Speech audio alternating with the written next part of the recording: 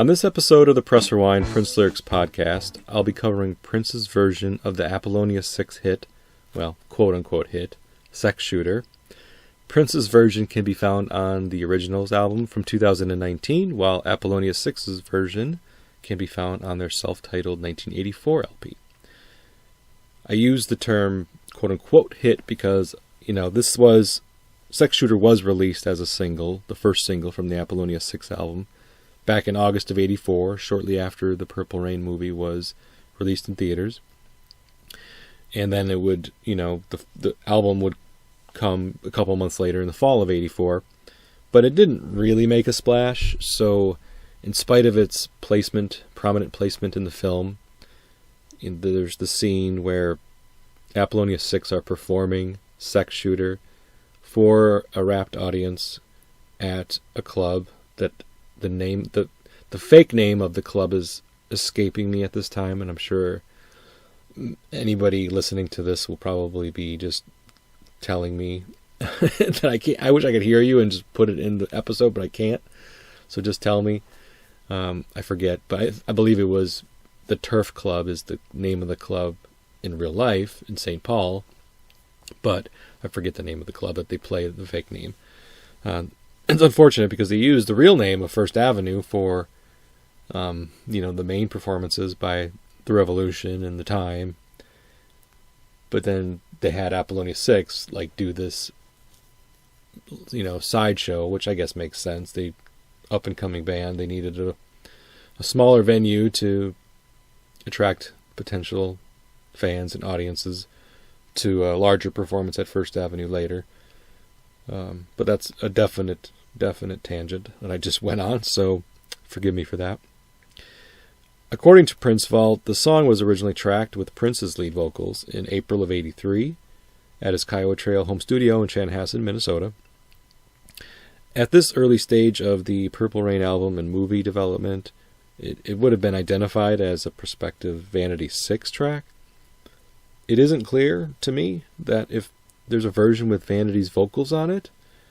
I would love to hear it if there was, but it's possible that Prince wrote it, of course, with Vanity's vocals in mind, tabled that, or, procrastinated in getting her in the studio to record vocals, and then by the time it was needed for tracking to be put in the album, or to be put in the movie first, I guess, she had already left, so then there was no need to get her vocals on the song, and of course it was Apollonia's vocals that was used. So I don't know if there's a Vanity version or not.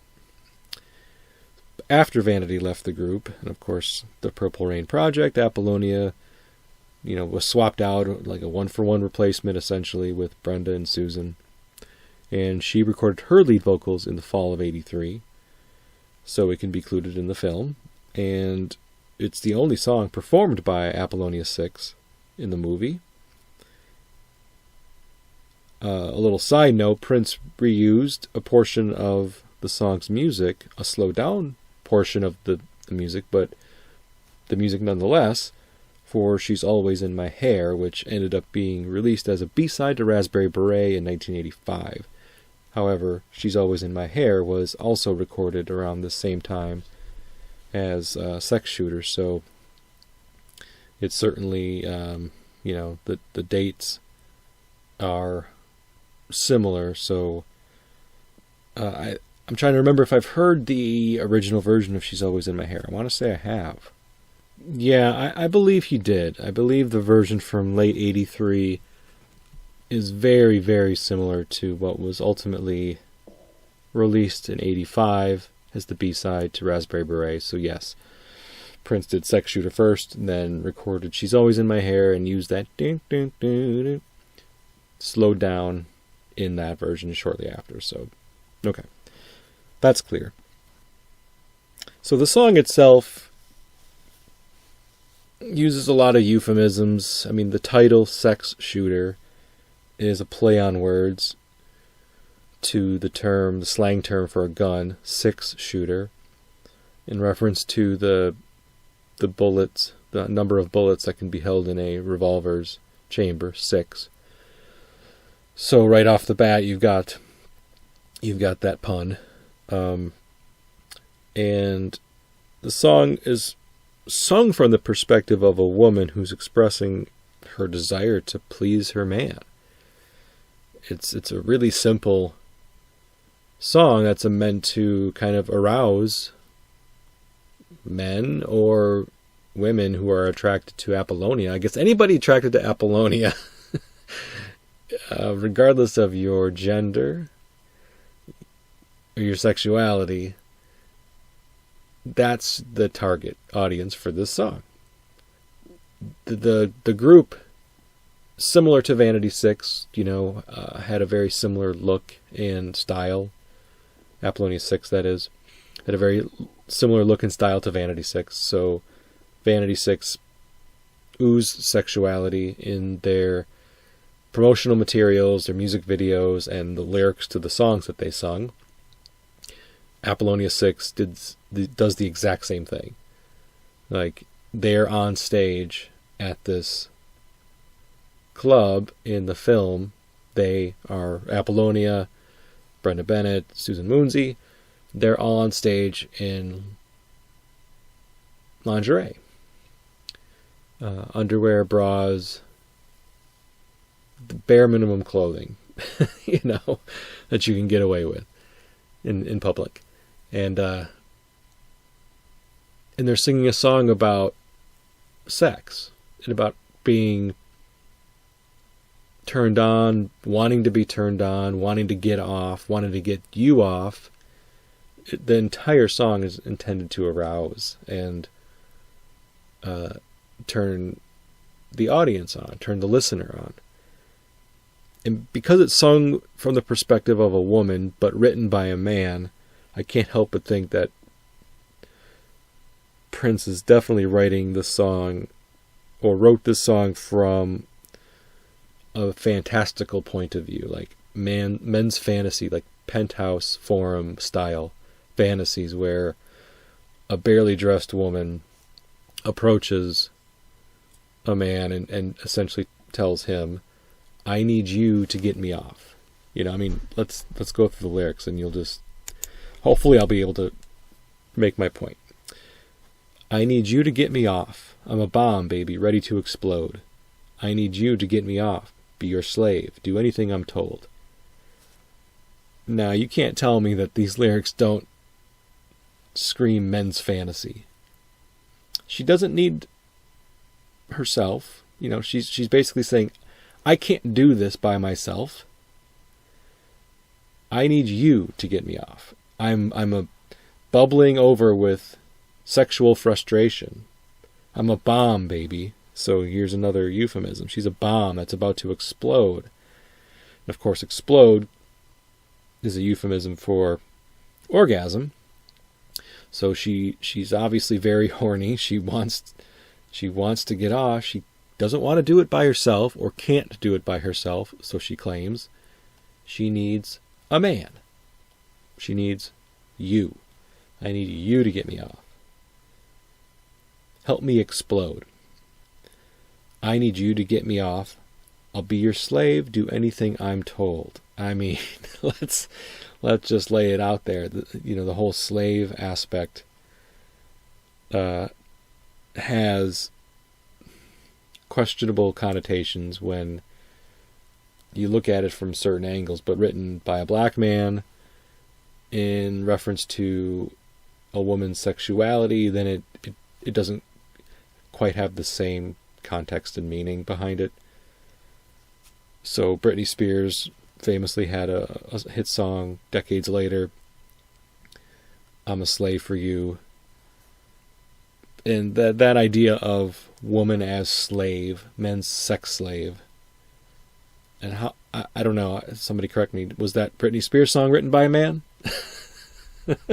I know she does write some of her own songs, but I know she also has lots of help with her songwriting, and it wouldn't surprise me one bit if that Britney Spears song was also written by a man, just like this song written by a man. So the idea of a woman as a man's sex slave is a fantasy that dates back, I'm sure, to long before pornography, modern pornography, long before Penthouse, and long before, TV, movies, and music existed.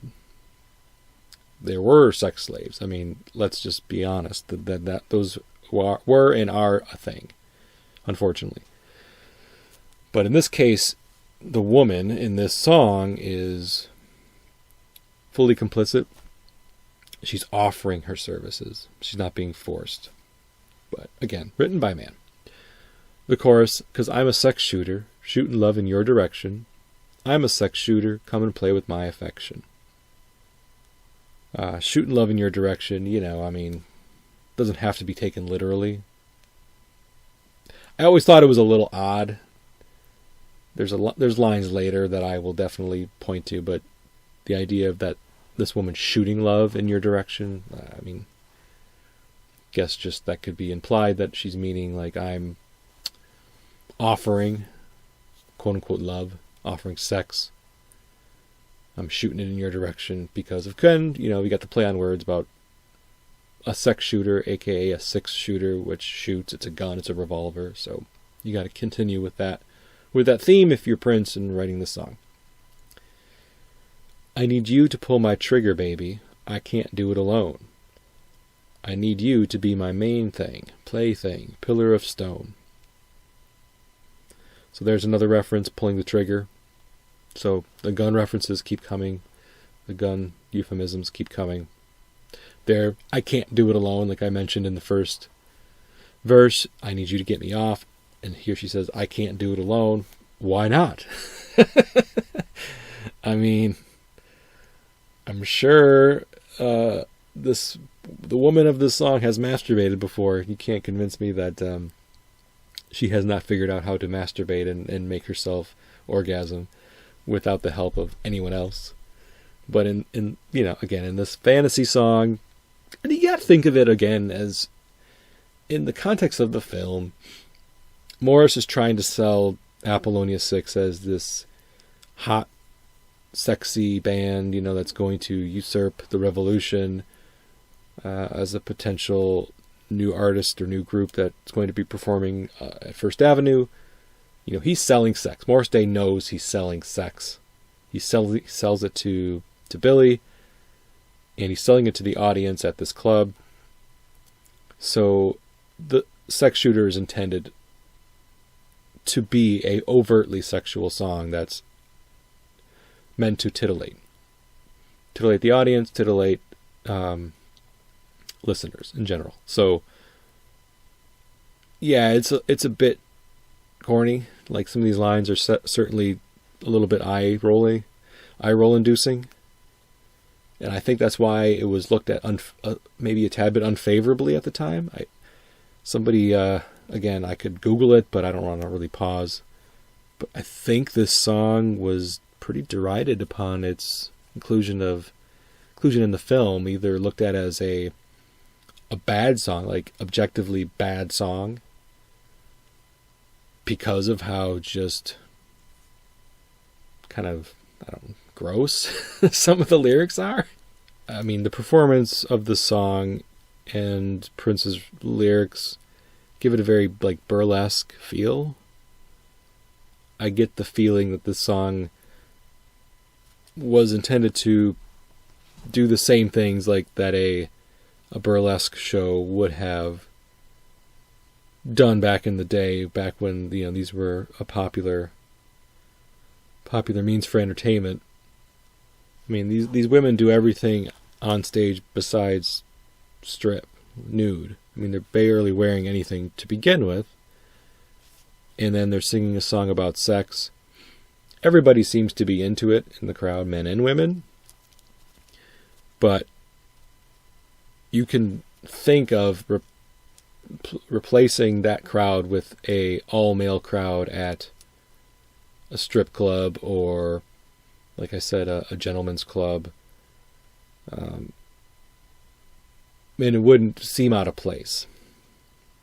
The final act, of course, would be them taking their clothes off entirely, but it's like, this is just the lead up. This is just the tease.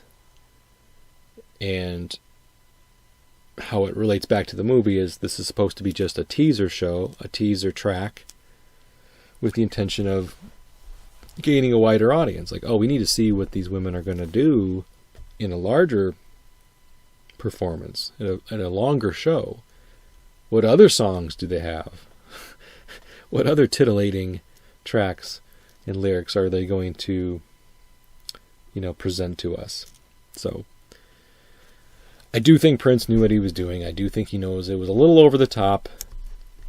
The sexuality was a bit over the top. I mean, the whole Vanity 6 project and Apollonia 6 project, to a slightly lesser extent when you talk about the overall album, but the song certainly falls in line with that, was over the top. No question. Over-top sexuality on display. The I need you to be my main thing, plaything, pillar of stone. Of course, you can look at that as being a reference to the man's erection. Again, another fantasy idea, like, I need your body, I need your penis, I need your... I need what you can give me and not what I can give myself. The chorus is the same. I'm a sex shooter, shooting love in your direction. I'm a sex shooter, come and play with my affection.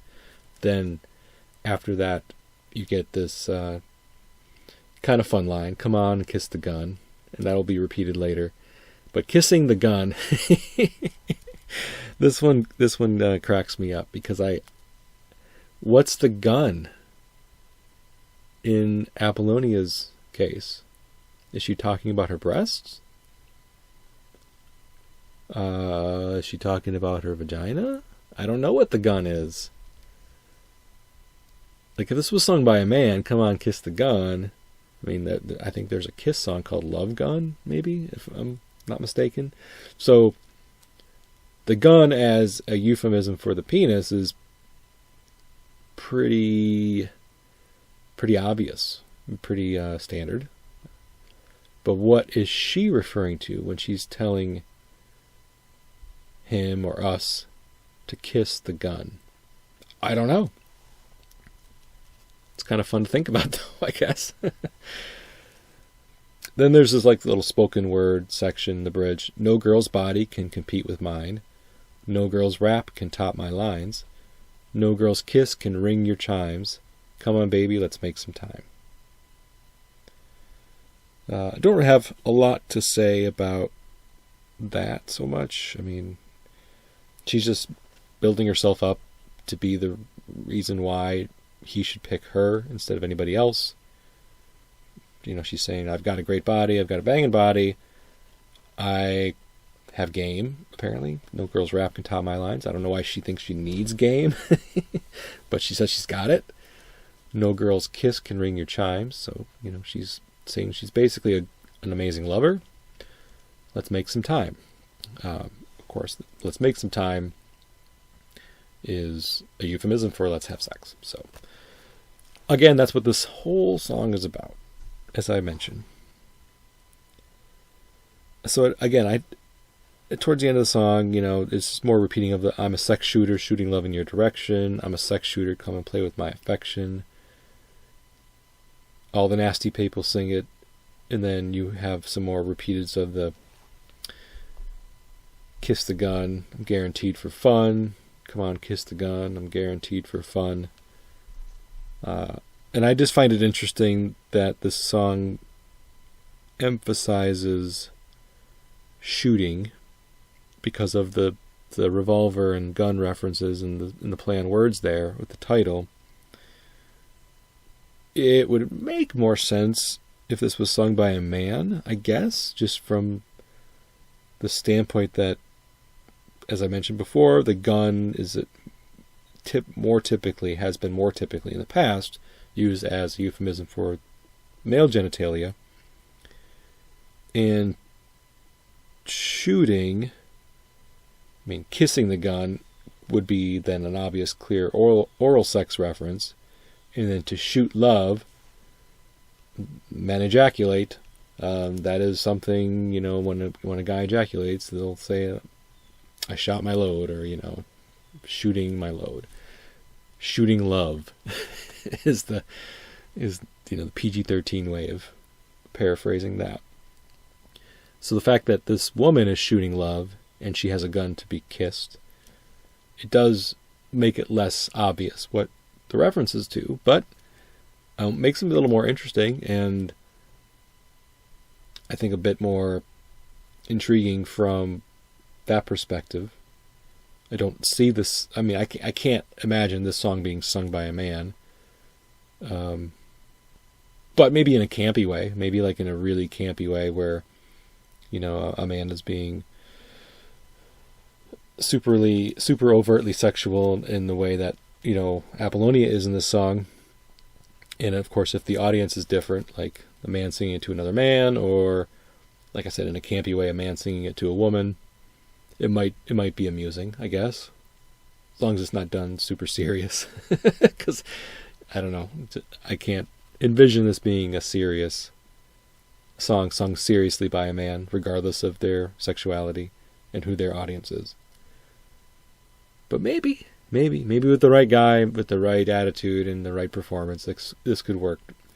This could be a gender flip song, because it does make a little more sense if it was sung by a man. So that's my take on Sex Shooter. Great song. I thought it was super campy at the time. I didn't understand what camp was in 1984 as a child, as a preteen. But even I felt like, wow, the song is saying nothing. It doesn't have the same.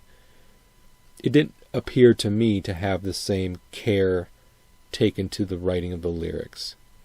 The lyrics seemed very simple, very like thrown together, very obvious euphemisms and play on words. And I didn't think it held up to the rest of the songs on Purple Rain, the album itself. I still don't, but as an Apollonia 6 song, I really dig it. So, and Prince's version of the song is fun too. It's very similar, of course, because it's mostly just a vocal swap. But I've grown to really love this song. Bottom line, I didn't think it was all that great, and I was probably one of the detractors back in '84 that thought that this was a weak track and a weak moment in the film that was just meant to titillate, and it wasn't subtle at all. I guess maybe I was looking for more subtlety, which is really odd to think of. You think children don't really want subtlety, and while I was interested in the visuals around the performance of this song in the film, the song itself didn't do much for me, but it does now. So, what do you think about Sex Shooter? I'd love to hear from you if you have any thoughts on Sex Shooter or on the lyrics themselves, things that I missed, aspects of the song that you think I did not touch on and would like to bring up. I would love to hear from you. You can reach me at pressrewind.net and on social media, of course, as well. I'm on X/Twitter, Instagram, Facebook, and YouTube. So this has been the Press Rewind Prince Lyrics podcast. I've been your host, Jason Brenninger. And until next time, goodbye.